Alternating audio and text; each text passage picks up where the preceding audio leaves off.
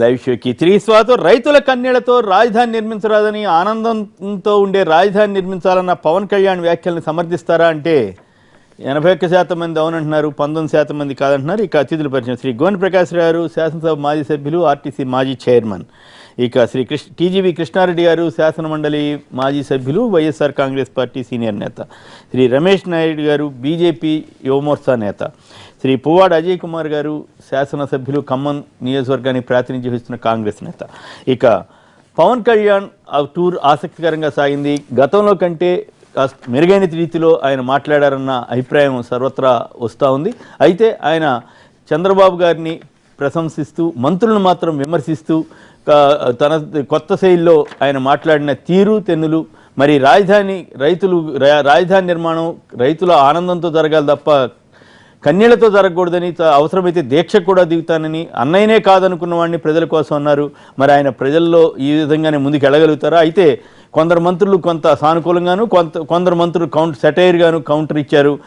ముఖ్యంగా మంత్రి పత్తిపాటి పుల్లారావు గారు కానీ, రావుల కిషోర్లు కానీ కొంత సెటైర్గా మాట్లాడినట్టుగా కనిపించింది. రాజధానికి మరి 2-3 గ్రామాల కోసం ఆగదు రాజధాని. మరి రాజధాని ఈ గ్రామాల వాళ్ళు కలిసి ఉండొచ్చు, మరి మిగతా గ్రామాల వాళ్ళు కూడా పవన్ కళ్యాణ్ని కలుస్తారంటున్నారు. అంటే అప్పుడు మళ్ళీ పవన్ కళ్యాణ్ అభిప్రాయం మార్చుకుంటారన్న ఉద్దేశమో ఏమో తెలియదు. కానీ ఈ పరిణామాలపై ముందుగా గోని ప్రకాష్ గారు విశ్లేషిస్తారు. ఒకటండి, పోయిన ట్రిప్ కంటే ఈసారి ఏదైతుందో కొంచెం మెరుగ్గా మాట్లాడాడు, కొంచెం నోట్స్ రాసుకొని ప్రిపేర్గా పోయాడు. చంద్రబాబు గారి గురించి కామెంట్ చేయకపోవడం కానీ ప్రశంసించారు. అతను కామెంట్ అంటే ఏంటంటే అగెనిస్ట్ గా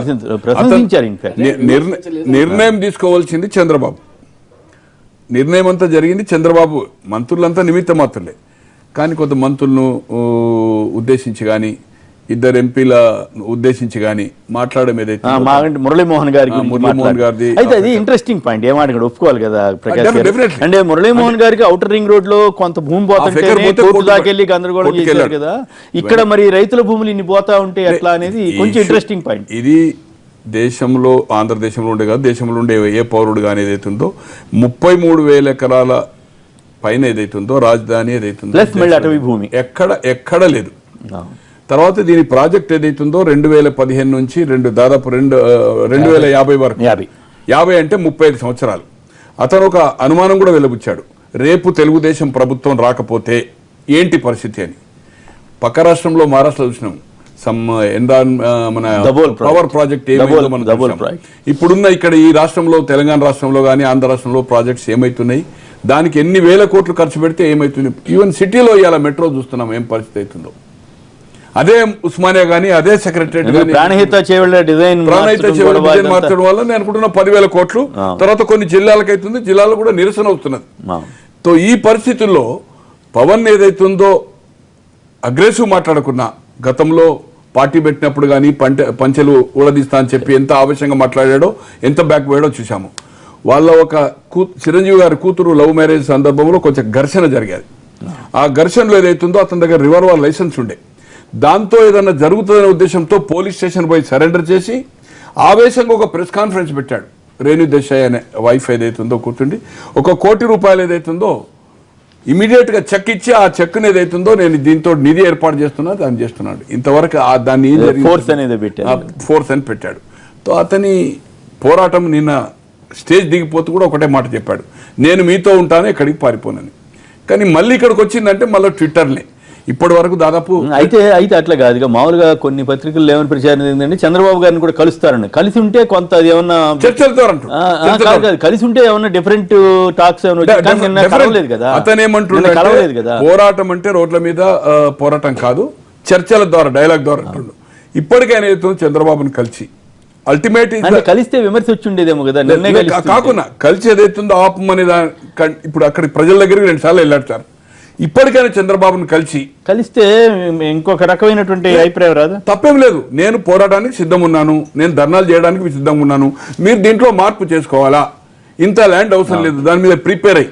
ఈ రోజు స్పెషల్ స్టాటస్ గురించి ప్రజలు ఎంత ఆవేదన పడుతుంది అనేది రాష్ట్రం చూస్తున్నారు, ఆంధ్ర రాష్ట్రం. ఖచ్చితంగా ఇవన్నీ కేసీఆర్ ఒప్పుకున్నారు, మనం ఒప్పుకున్నాం, అందరం ఒప్పుకున్నాం.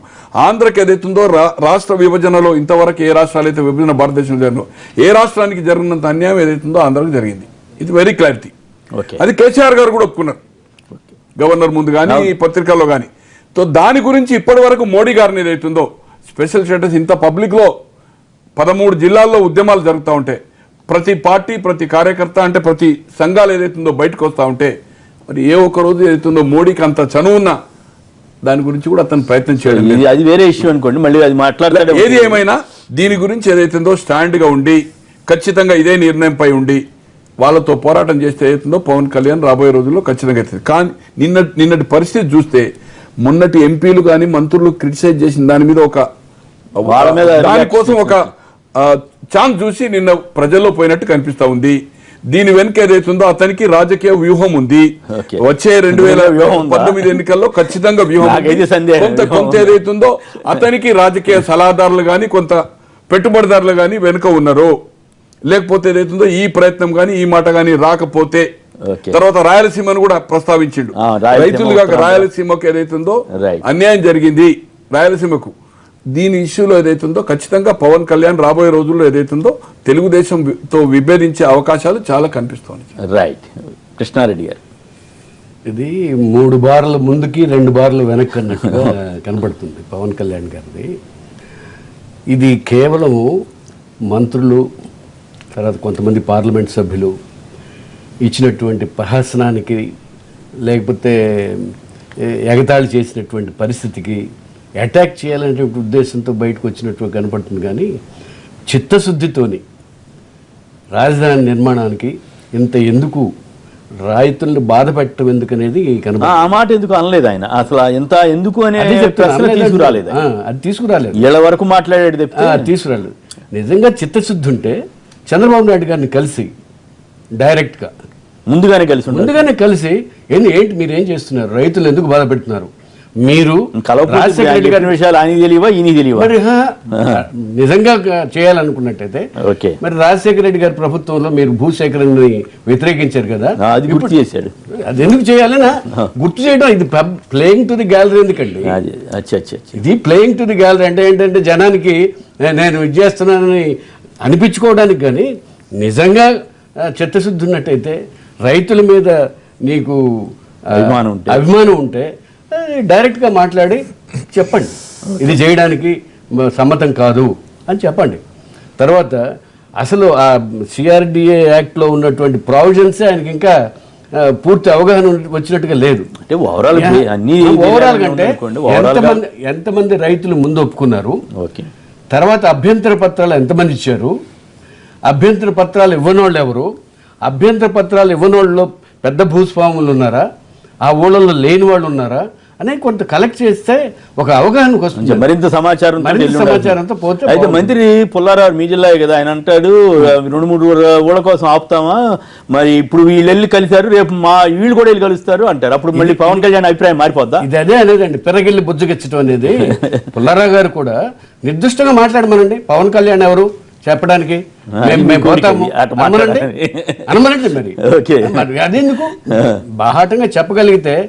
ఇంతకుముందు వారం రోజుల క్రితం ప్రహసనం జరిగింది, దాంతో ట్విట్టర్లో ఇద్దరు వేసుకున్నారు, అది అయిపోయింది. దాంతో ఇక్కడ హైదరాబాద్లో స్టూడియోలు అని అదని ఇదని నాకేం లేవని అన్ని వచ్చినాయి. అంటే ఇక్కడ పంట పొలాల్లో కట్టింది అనేది వచ్చింది. సో ఇవన్నీ వచ్చిన తర్వాత ఒక ప్రణాళికతో పోవట్లేదు ఆయన. ఎవరో ఏదో కొంచెం క్రిటిసైజ్ చేయగానే అరే క్రిటిసైజ్ చేశారని అంటే మీ నాయకుడి కంటే ముందడుగులో వేసినట్ట. ఇప్పుడు మీ నాయకుడు ఇంకా మళ్ళీ 26ని ఇప్పుడు వెళ్తా అండి, ఈ లోపు ఈయన ఇల్లు వచ్చేసాడు. నాయకుడు వెళ్ళటం కాదండి, మేమేంటంటే చిత్తశుద్ధితో ఉన్నాం. మొట్టమొదటి చెప్తున్నాం అసెంబ్లీలో కానీ ఇంకో చోట కానీ ఎప్పుడూ చెప్తున్నాం. ఇప్పుడు జపాన్ ప్రైమ్ మినిస్టర్ చెప్పాడు ఏంటి, అసలు 3-4 వేల ఎకరాల కంటే రాజధానికి ఎందుకు పొలం అని చెప్పేసేసి భూములు అక్కర్లేదు, రైతులు భూములు తీసుకోవాల్సిన పని లేదని చెప్తా ఉన్నాడు. మొట్టమొదటి చెప్తున్నాం జోన్స్ చేయండి అని చెప్తున్నాం. ఇప్పుడు చేసింది అదేగా. సింగపూర్ పోయి అక్కడి నుంచి వచ్చి చివరికి చేసింది ఏంటంటే జోన్ వైజ్ గానే చేశారు. ఎవరైనా అదే చేయాలి కదా. అదే మరి మొట్టమొదటి మన ఇప్పుడు ఈ జోన్ లో కొత్త సమస్య నందిగామ దగ్గర ఫార్మా పెట్టడం ఇట్లాంటి కొంచెం అదే చెప్తాను ఉంటాయి. ఈ ఫార్మా పెట్టడం అనేది చివరికి కృష్ణానదిని కూడా ఇప్పటికే కలుషితమైంది, ఇంకా కలుషితం చేసేటటువంటి ప్రమాదానికి దారితీస్తుంది. వాతావరణం కూడా కలుషితమయ్యే పరిస్థితి ఏర్పడుతుంది. రైట్. ఒక్క నిమిషం. కడప నుంచి మాధవరెడ్డి గారు లైన్లో ఉన్నారు. మాధవరెడ్డి గారు నమస్కారం, మాట్లాడండి. పవన్ కళ్యాణ్ గారి స్పీచ్ మీద మీ కామెంట్ ఏంటి? Sir good morning sir. Sir నమస్తే సార్. ముందు పవన్ కళ్యాణ్ గారు అక్కడ మాట్లాడిన రైతులు నిజమా అబద్ధమనే తెలుసుకోవాలి వాళ్ళు మాట్లాడింది మెయిన్. ఎందుకంటే నేను లైవ్ అంతా చూశాను పవన్ కళ్యాణ్ గారిది. ఒక రైతు మాట్లాడదా నాకు 20 సెంటు స్థలం ఉంది దాంట్లో మల్లెతోట వేసిన అన్నాడు ఒక రైతు. 14 కేజీలు రోజుకు 14 కేజీలు వస్తున్నాయి, 240 రూపాయలు అమ్ముతా, రోజుకు 5,000 వస్తుంది అన్నాడు.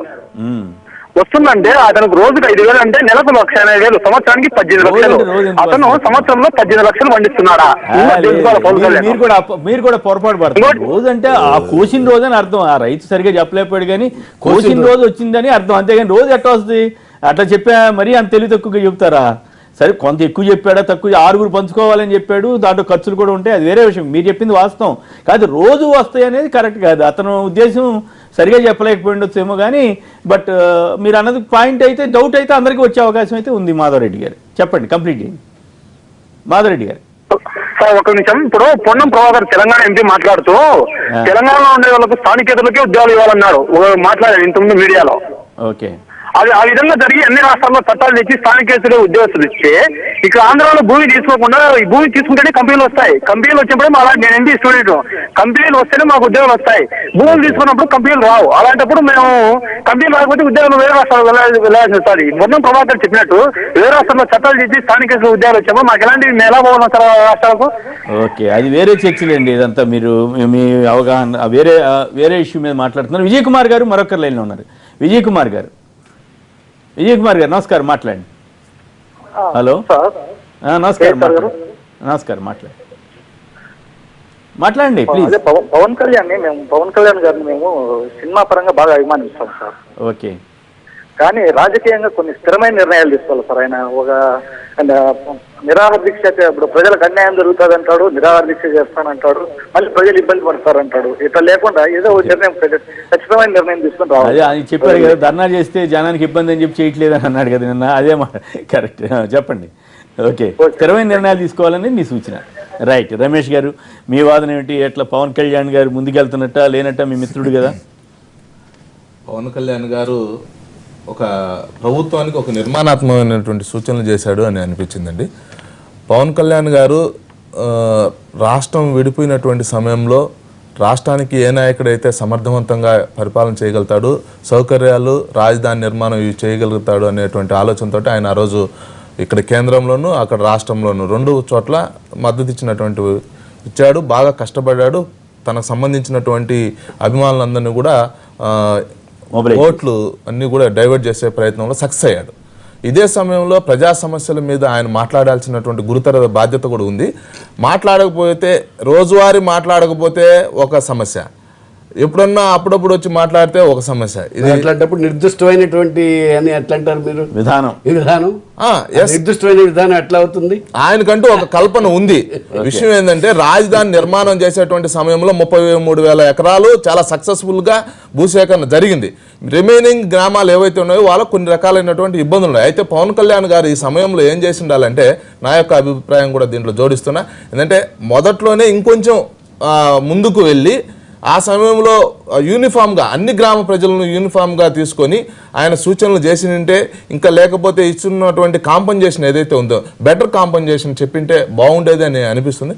ఇప్పుడు 3 గ్రామాలకు సంబంధించినటువంటి విషయంలో ఎక్కువగా మాట్లాడడం ఏదైతే ఉందో దాని విషయంలో మిగతా పక్షాలకు అవకాశం ఇచ్చినట్లయిందని నేను ఫీల్ అవుతున్నా. అంటే అట్లా అంటే ఇప్పుడు ఆయన ఏం చేయాలి? ఈ 3 వాళ్ళని కూడా ఒప్పించాలంటారా? లేకపోతే మంత్రి నారాయణ గారు చెప్పినట్టు ప్రతి సామాజిక నేత, ప్రతి రాజకీయ నేత క్వశ్చన్ కు జవాబు చెప్పే స్థితిలోనే ఉండాలి.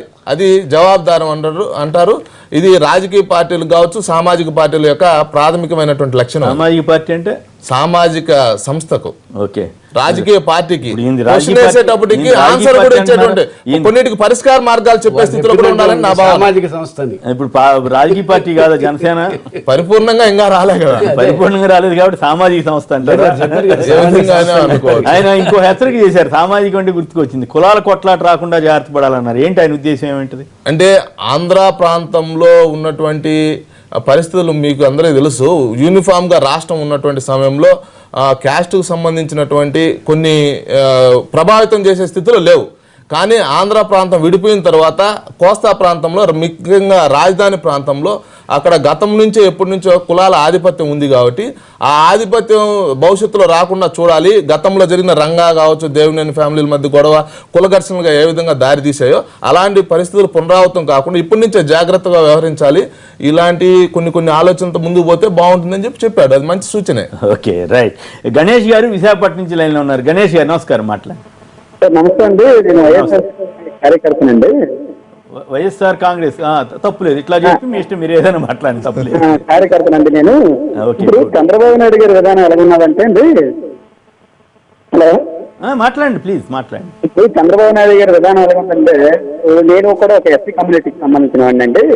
ఎవరైనా సరే ఈ రాజధాని మీద మాట్లాడినప్పుడు, రాజధాని మీద చర్చ జరిగినప్పుడు డైరెక్ట్ గా ఆయన ఏం చేస్తారంటే జూపూడి ప్రభాకర్ని, రాహుల్ కిషోర్ బాబుని ఈ ఎస్సీ వాళ్ళతోనే వాళ్ళ మీద దాడి చేయడం అనేది జరిగిస్తుంటారండి.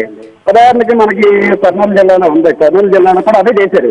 అక్కడ ఉన్న ఎస్పీని తీసుకొచ్చి ఆయనతో ఇంటి మీద కేసు పెట్టించి ఇటువంటి రకాలు చేయడం, ఈ రకమైన స్థాయి ఒక ముఖ్యమంత్రిగా ఆయన స్థాయిలో అది మంచి పద్ధతి కాదండి. ఇప్పుడు ఎవరైతే దానికి ఉన్నారో నారాయణ గారు ఉన్నారు, నారాయణ గారు మాట్లాడాలి. అంతేగాని రాహుల్ కిషోర్ బాబు లేకపోతే ఏదో మాట్లాడితే నారాయణ గారు కూడా మాట్లాడారు కదా, పవన్ కళ్యాణ్ కే బాధ్యత చెప్పారు, మిగతా వాళ్ళందరినీ ఒప్పించే బాధ్యత మీరే తీసుకోండి అంటున్నాడు. అది కేసీఆర్ గారు ఇంత ముందు జూపూడి గారు వైఎస్ఆర్ లో ఉన్నప్పుడు ప్రెస్ మీట్లు పెట్టేవాడు కదా, అప్పుడు ఈ సామాజిక కోణం దృష్టిలోకి రాలేదా వారికి? మీరు అడగండి. అదే అడుగుతున్నా అట్లా అది ఇప్పుడు పొలిటీషియన్ ని కులాల వారీగా విభజించారు. అసలు వైఎస్ఆర్సీపీ ప్రారంభ దశలో ఫ్రంట్ పోర్షన్ అంతా కూడా అన్ని వర్గాలకు సంబంధించినటువంటి వాళ్ళు ఉన్నారు. పవర్ లేక్ వస్తుంది అనేటువంటి ఆలోచన వచ్చేటువంటి క్రమంలో పార్టీ బలపడుతుంది. ఎలక్షన్స్ జరిగాయి కదా, బై ఎలక్షన్ లో మంచి మెజార్టీ వచ్చే కొద్దీ రోజా లాంటి వ్యక్తులందరూ కూడా ఫ్రంట్ పోర్షన్ వచ్చారు, మిగతా వర్గాలంతా ఎన్నికయ్యారండి. దాని కారణంగా కూడా వైఎస్ఆర్సీపీకి నష్టం జరిగింది. ఇప్పుడు వైఎస్ఆర్ పార్టీ ఎందుకు అభియోగాలు కానీ లేదు, పార్టీ వైజ్ కాదు. ఇప్పుడు ఏమాట కావాలంటే నిజం చెప్పండి రమేష్ గారు, అన్ని పార్టీలు 3 పార్టీలు 3-4 పార్టీలకి ఒక్కొక్క కులం ప్రధాన నాయకత్వం ఇస్తుందా లేదా? మనలో మనం అబద్ధాలు మోసాలు చేసుకుంటా చిరంజీవి గారు పార్టీ పెట్టినటువంటి సమయంలో కేసీఆర్ గారు ఇప్పుడు ఆంధ్రప్రదేశ్ లో అయితే ప్రస్ఫుటం కనపడతా ఉంది. అవును, మీకు ఒక్కొక్క కులానికి ఒక్కొక్క పార్టీ అనగానే పలానా కులం, ఇంకో పార్టీ అనగానే ఎవరన్నా ఇంకోటి మీరు ఆశ్చర్యపోతారు అజయ్ గారు, ఎవరన్నా నిజాలు చెబితే నిజాలు చెబుతారండి. అంటే ఆంధ్రప్రదేశ్ మోసగాళ్ల కింద, అబద్ధాల కోర్ల కింద మారుస్తున్నారు ఈ రాజకీయ నాయకులు. అది నాకు చాలా బాధ అనిపిస్తుంది. వాస్తవం అయితే వాస్తవం చెప్పి, నిజాయితీ నిజం చెప్తే నిజం చెప్పే పరిస్థితి హర్షించట్లా. ఆ పరిస్థితి రావడం అనేది దౌర్భాగ్యం.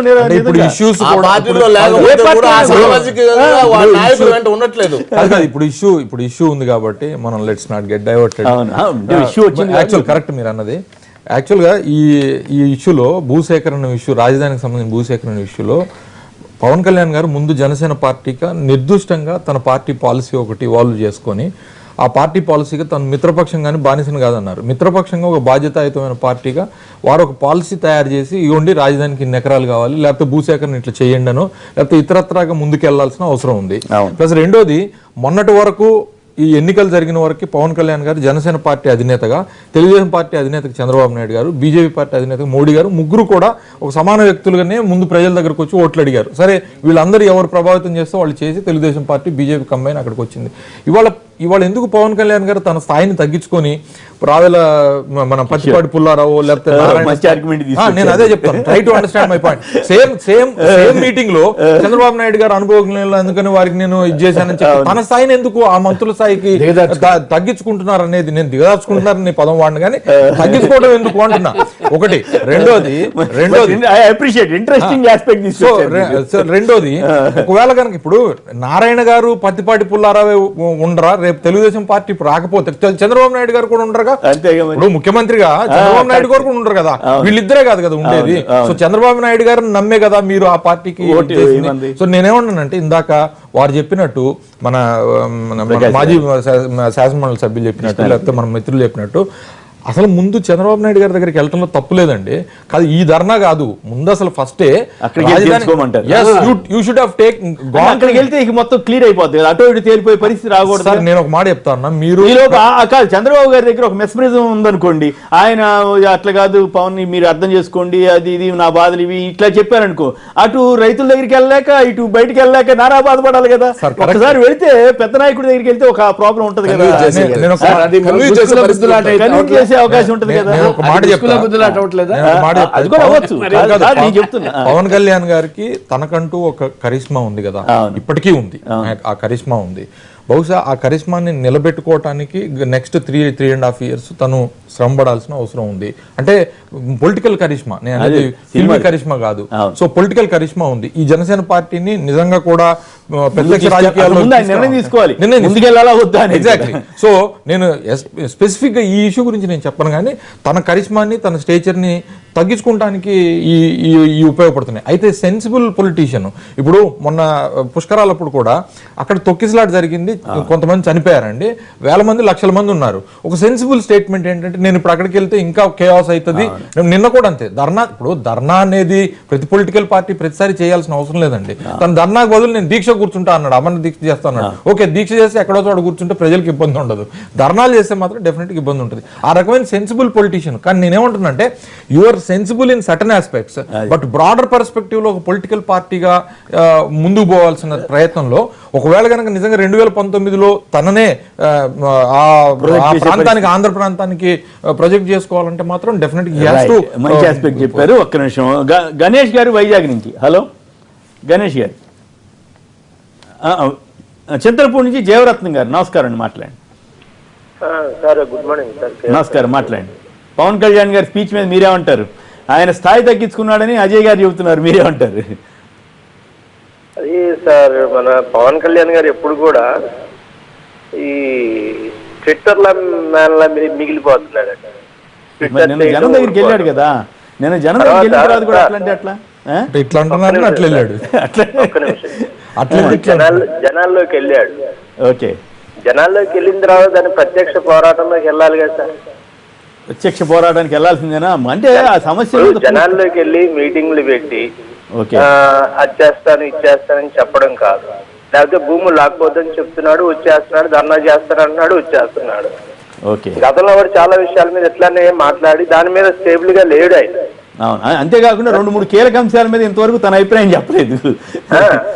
తర్వాత వీళ్ళు కూడా అండి, టీడీపీ వాళ్ళకి మన పవన్ గారికి ఎంత మ్యూచువల్ అండర్స్టాండింగ్ చూడండి. ఓకే, అది కూడా మీకు అదే మీద భూములు భూసేకరణ మీద వైసీపీ వాళ్ళు మాట్లాడితే వాళ్ళ మీద దుమ్మెత్తి పోసిన పుల్లారావు గారు, నారాయణ గారు.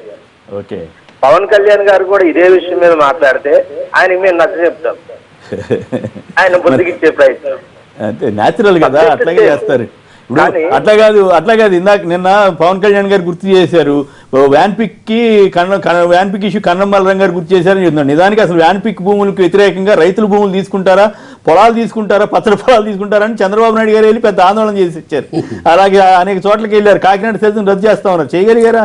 అంటే అపోజిషన్లో ఉన్నప్పుడు కొన్ని ఇటువంటి చేస్తున్నారు. అందువల్లే మన ప్రజాస్వామ్యంలో ఇది పెద్ద సమస్య అయిపోయింది. అపోజిషన్లో ఉంటే ఒక మాట, అధికారంలో ఉంటే ఒక మాట, అట్లా అయిపోయింది. కేసీఆర్ గారు అపోజిషన్ అధికారం రెండిట్లో లేడు పాపం ఆయన ఇక్కడ, ఎవరు? పవన్ కళ్యాణ్ గారు. సో లేనప్పుడు తనకు అసలు ఈ ఆబ్లిగేషన్స్ కూడా, తనకి ఆబ్లిగేషన్స్ కూడా లేవు. నేను ఇంకో పాయింట్ చెప్తాను, నిన్న మరి అట్లా ఇందాక మీరే రిఫర్ చేశారు, చంద్రబాబు గారి స్థాయిలో ఉన్న మనిషి ఏ అప్లికేషన్ లేకపోతే చంద్రబాబు గారిని అంత పొగడాల్సిన, పొగడతంలో తప్పు లేదు, పొగడదలుచుకుంటే పొగడండి, లేదు మంచి మాట చెప్తే చెప్పండి, కానీ మంత్రులను విమర్శించి చంద్రబాబు గారిని ఒక్కడే పొగడాల్సిన అవసరం ఉంది. ఎగ్జాక్ట్లీ, అక్కడే నేను ఇంకో పాయింట్కి వస్తాను. మీరు అదే స్పీచ్ లో గతంలో రాజశేఖర రెడ్డి గారు ప్రభుత్వంలో అక్రమాలు జరిగినాయి, రాజశేఖర రెడ్డి గారు ప్రభుత్వం అంటే రాజశేఖర రెడ్డి గారు ముఖ్యమంత్రి అక్కడ మళ్ళీ వెంబటే నేను వైఎస్ఆర్ కాంగ్రెస్ పార్టీకి వ్యతిరేకంగా, లేకపోతే నేను ఏ పార్టీకి వ్యతిరేకంగా. సి అక్కడ ఏమైతుందంటే you will not be sending your right message to the people. Only భావోద్వేగం, ఆ రైతుల భావోద్వేగం వరకే ఉపయోగపడుద్ది తప్పితే తర్వాత నెక్స్ట్ ఏంటనేది, అంటే ఈ పార్టీని కూడా దూరం చేసుకోకూడదనే ఉద్దేశంతో అంటే ఒక మాట చెప్తా ఉన్నా, తనకంటూ ఒక నిర్దిష్టమైన అభిప్రాయం ఉండాలి, ఒకవేళ టీడీపీతోనే ఉండాల్సి వస్తే టీడీపీతోనే ఉండాలి, లేదా విభేజించి ఇండిపెండెంట్ గా వచ్చి ఆ రోజుకి ఇండిపెండెంట్ గా 2019కి వెళ్ళగలిగితే వెళ్ళాలి. అన్ని పార్టీల్ని బ్యాలెన్స్ చేద్దాం అంటే మరి నాకు అది శక్తి లేదని ఆయనే అంటున్నాడు సార్. అందుకనే అంటున్నా అన్ని పార్టీల్ని బ్యాలెన్స్ చేయాలంటే కోవెల ముందే ఎందుకు గుయాలనేమో. లేదు ఇప్పుడు ఒకటి సార్, ఏ అధికారంలోకి రాలేని పార్టీలు, శక్తి లేని పార్టీలు, వామపక్ష పార్టీలు లాంటి వాళ్ళు కూడా రోజు పోరాటం చేస్తా ఉన్నారు. ఏం వాళ్ళకి అధికారంలోకి శక్తి ఉందా? అది కాదు కదా సమస్య. వాళ్ళకి వీళ్ళకి తేడా ఉంది. వాళ్ళు ఎప్పుడు సినిమా ఇండస్ట్రీ కథా కమామిషు దాని ద్వారా వచ్చిన గ్లామర్. పవనిజం అనేది ఒక ఐడియాలజికల్ పార్టీస్ ఏం ఐడియాలజీ దాంట్లో ఆ పుస్తకంలో ఏముంది కానీ అది వేరే విషయం. కానీ ముత్యాలరావు గారు గొల్లపూడి నుంచి లైన్లో ఉన్నారు. ముత్యాలరావు నమస్కారం, మాట్లాడండి సార్. నమస్కారం సార్. నమస్కారం. మీరేమంటారు చెప్పండి, పవన్ కళ్యాణ్ గారి స్పీచ్ ఎట్లా ఉంది? ఆయన మాట్లాడిన దానిలో 90% మెచ్యూరిటీతో మాట్లాడాడు ఆయన.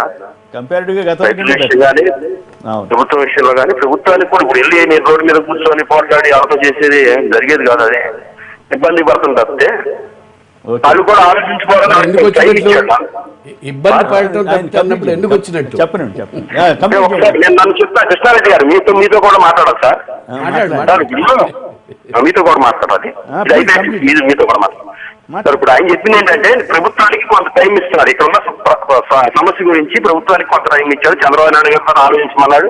వాళ్ళకి ఇబ్బంది లేకుండా సమస్యని పరిష్కరించమని చెప్పి కొంత సమయం ఇచ్చాడు. ఇచ్చిన తర్వాత నెక్స్ట్ నేను చేస్తాను, నెక్స్ట్ చేయాల్సి వచ్చిన రోజు చేస్తాను తప్పకుండా. అలాగే తీసుకోవాల్సి వస్తే వాళ్ళకి రైతులకు వ్యతిరేకంగా భూములు సమీకరించాల్సి వస్తే మటుకు ఒప్పుకునే లేదు, తీసుకోవద్దు అనేది క్లియర్ గా చెప్పాడు. ఆయన 2-3 సార్లు రెట్టించి చెప్పాడు. పోతే బాధ్యతాయుతంగా ప్రతిపక్షం ఉంది, 67 మంది ఎమ్మెల్యేలు ఉన్న వైఎస్ఆర్సీపీ ఏదో నీటిలో కాకుండా గాలిలో తెడ్లేస్తున్నట్టు ఒకరోజు జంతర్ మంతర్ దగ్గరికి వెళ్ళి ఏదో ఒక సమస్య మీద వెళ్ళి మాట్లాడి టీవీలో కనపడేసి వచ్చేసి ఆ సమస్య గురించి మీరు మాట్లాడాలి. ఎవరితో? నరేంద్ర మోడీ గారితో మాట్లాడాలి, కేంద్ర మంత్రులతో మాట్లాడాలి.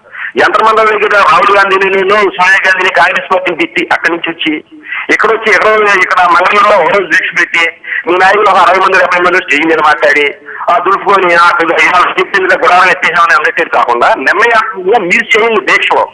వైఎస్ఆర్సీపీ పార్టీ నేను చెప్పేది నిర్ణయాత్మకంగా మీరు చేయండి దీక్షలో. ప్రజల్లోనే ఉన్నాయి. ఒకరోజు వచ్చి ఏదో సింగిల్ కింగ్ లాగా కనపడేసి వెళ్ళిపోతే ఉపయోగం sir. Right, okay, right. Mahesh గారు విజయవాడ నుంచి మరొకరు లైన్ లో ఉన్నారు. మహేష్ గారు నమస్కారం. హలో మహేష్ గారు నమస్తే అండి. నమస్తే, మాట్లాడండి. ఇంకొక మెయిన్ పాయింట్ ఎవరు డిస్కస్ చేయట్లేదు. 33,000 ఎకర్స్ తీసుకున్న ఇంకా 3,000 ఎకర్స్ తీసుకోవాల్సిన అవసరం అసలు మామూలుగానే 3,000 ఎకర్స్ సార్ అంటున్నారు. 33 ఎకర్స్ తీసుకున్నారు, 33,000 ఎకర్స్ తీసుకున్నారు, ఇంకా తీసుకోవాల్సిన అవసరం ఉంది. అది ఎవరు ఫోకస్ చేయట్లేదు ఏంటండి? అంటే మీరు ఇట్లా అంటున్నారు. మంత్రి పుల్లారావు అన్నారు ఈ 2-3 గ్రామాల కోసం రాజధాని ఆగుతుందా, అంతమంది ఇచ్చిన తర్వాత ఈ 3,000 ఎకరాలు ఎవరా ఆయన అంటున్నారు. ఇక్కడ ఇంట్రెస్టింగ్ పాయింట్ ఏంటంటే పవన్ కళ్యాణ్ గారిని ఇప్పుడు ఈ గ్రామాల రైతులు కలిశారు, కానీ భూములు ఇచ్చిన రైతులు కలిస్తే మళ్ళీ ఆయన అభిప్రాయం మారుతుందా అనేది ఇప్పుడు ఒక చర్చ జరిగే అవకాశం. అది కంటిగ్యూటీ ఇష్యూ సార్. బేసిక్ ఏంటంటే when you take a plan of capital మొత్తం వస్తుంది అనుకోండి, మధ్యలో 2-3 గ్రామాలు రావు అనుకోండి, ఇట్స్ ఎ క్వశ్చన్. అంటే వాళ్ళు ఏమంటారు, ఎక్కడో మూల ఉన్నటువంటి గ్రామాలు పనిగట్టుకుని తీసుకుంటున్నారు అనేది వాళ్ళ. దానికి అథెంటిసిటీ ఏంటి యాక్చువల్గా చూడాలి. ప్రభుత్వం కూడా ఆలోచించాల్సిన అవసరం. నిజంగా ఒక మూలకు ఉందనుకోండి, వదిలేస్తే నష్టం లేదు అసలుకి.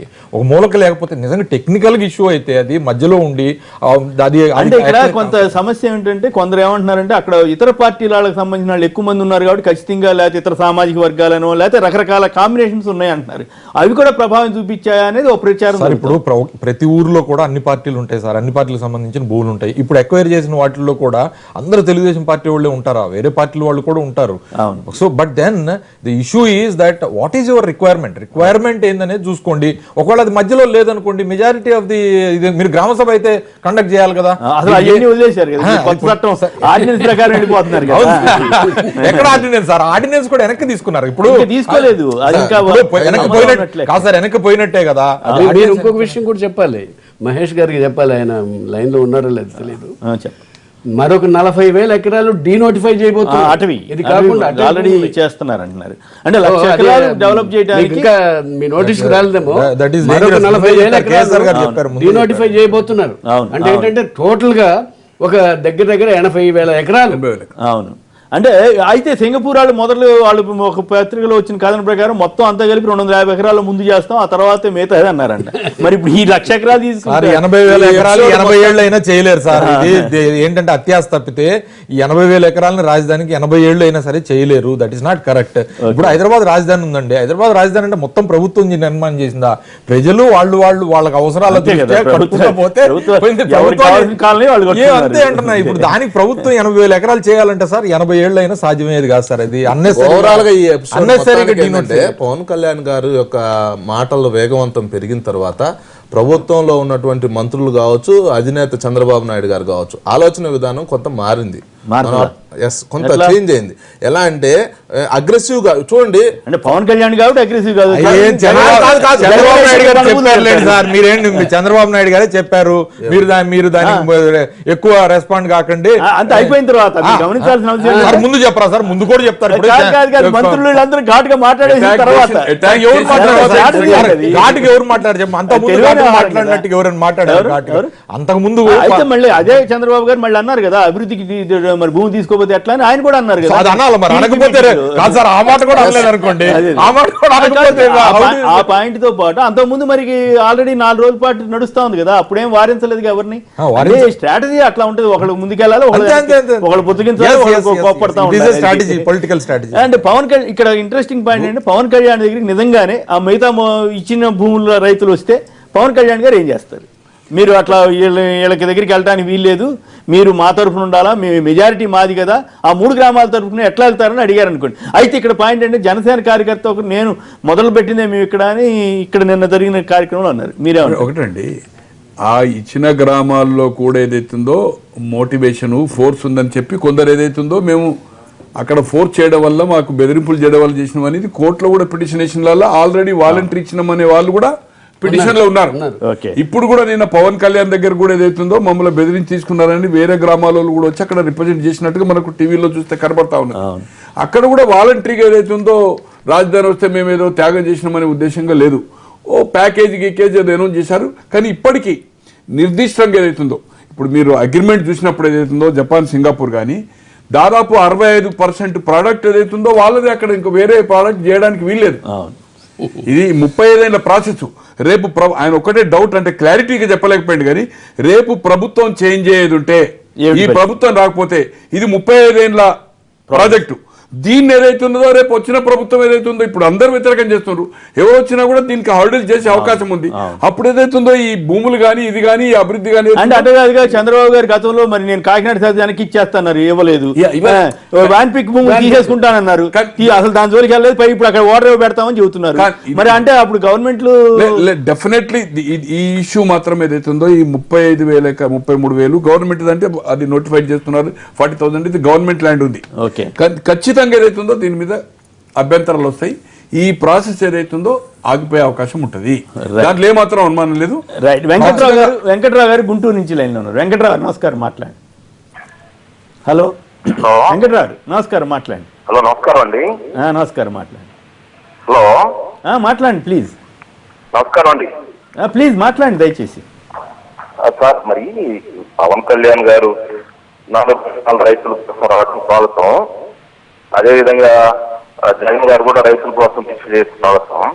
ఆ 4 గ్రామాలు కాస్త కాస్ట్లీ ల్యాండ్, కాస్త రైతులు కూడా ఓకల్ వాళ్ళ కోసం మాట్లాడుతున్నాడు.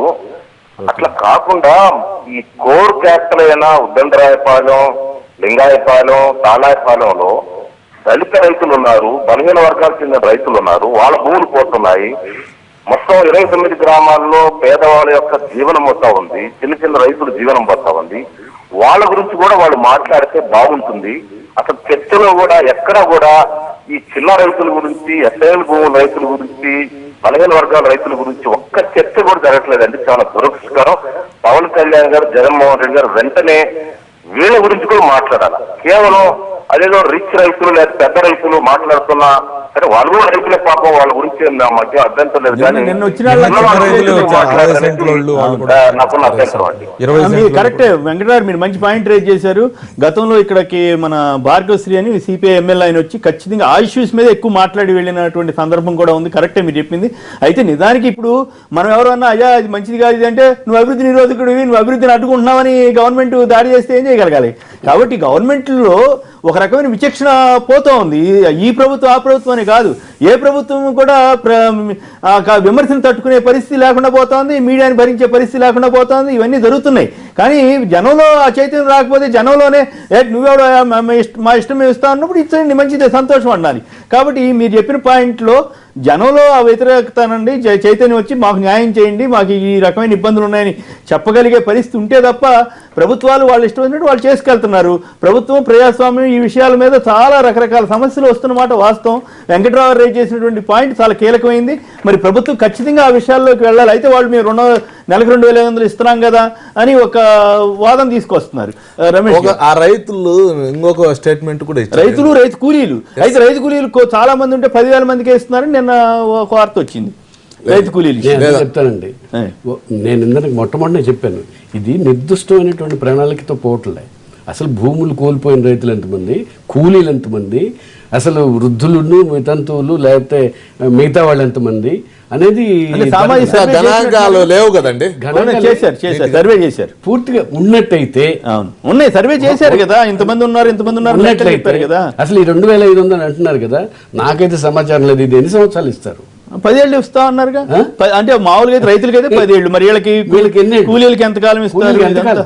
ఏదైనా తలకు మించిన భారం లాగా ఓ పక్కేమో డబ్బులు లేవంటారు, ఇంకో పక్కేమో అద్భుతమైన రాజధాని అంటారు. మనం అద్భుతమైన రాజధాని వస్తే మనం అందరూ హర్షించాల్సిందే. కానీ కేఎస్ఆర్ గారు ఒకవేళ వాళ్ళు డీనోటిఫై చేసిన భూముల్ని లేకపోతే వాళ్ళు సేకరించిన భూములను మొత్తాన్ని కూడా వాళ్ళు అభివృద్ధి చేయలేకపోతే అల్టిమేట్ గా ఏమైందంటే అవి అన్యాక్రాంతం అయితే ఎంక్రోచ్మెంట్ కబ్జాదారుల పరం అయితే మీరు ఇప్పుడు ఏం చేస్తున్నారు? అటవీ భూముల్ని మామూలుగా ఇప్పుడు ఎవడైనా అందులోకి వెళ్ళాలన్నా ఇంకోటి చేయాలన్నా అటవీ హక్కుల చట్టం ఏదైతే అటవీ చట్టం ఉల్లంఘన బలంగా ఉంది. ఇప్పుడు రేపు దీన్ని డీనోటిఫై చేస్తే దాన్ని కబ్జా చేయడానికి కానీ దాంట్లోకి వెళ్ళి డెఫినెట్ గా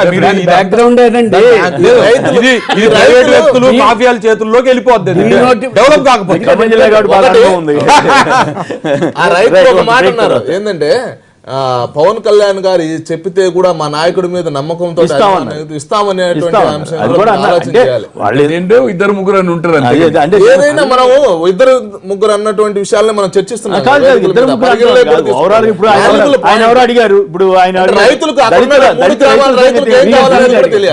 పేదల సంగతి ఏమిటి, నిరుపేదల సంగతి, వాళ్ళ గురించి ఫస్ట్ ప్రయారిటీ అది డిస్కస్ చేయాలి. సో ఇవన్నీ మరి సమస్యలు అయితే ఉన్నాయి. రైతుల కన్యలతో కాకుండా వాళ్ళని ఒప్పించి రాజధాని నిర్మించాలన్న పవన్ కళ్యాణ్ వ్యాఖ్యలను సమర్థిస్తారా అంటే 60% మంది అవునని, 40% మంది కాదన్నారు. ఇప్పుడు చిన్న విరామం తర్వాత లైవ్ షో కొనసాగుతుంది.